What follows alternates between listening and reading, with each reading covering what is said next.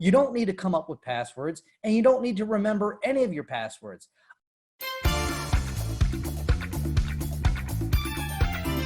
I'm going to outline for you what a strong password policy looks like. And then I'm going to show you how you make it happen, how you make this part of your life without making your life any more complicated than it has to be. And so a good password policy is going to have at least 10 characters in your password. You're going to have upper and lower case characters. You're going to have numbers, symbols. It's going to be hard to guess, meaning it's not going to be your kid's name, anybody's birthday, not your dog's name, nothing that anyone would be able to guess about you if they knew anything about you.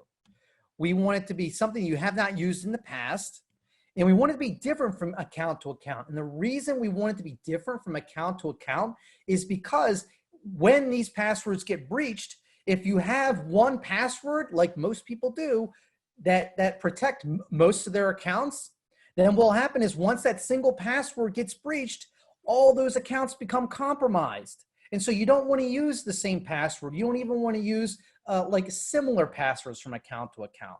You want them to be as random as possible.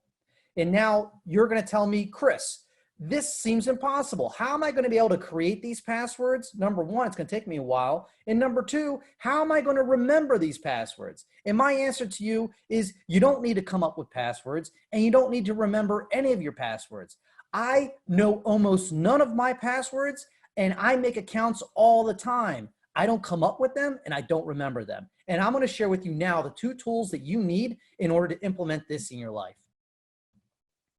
You need, number one, a password generator, something that is going to come up with the password for you that's going to meet the criteria. So you don't have to go back and keep trying to guess what a good password might be for whatever website you're on.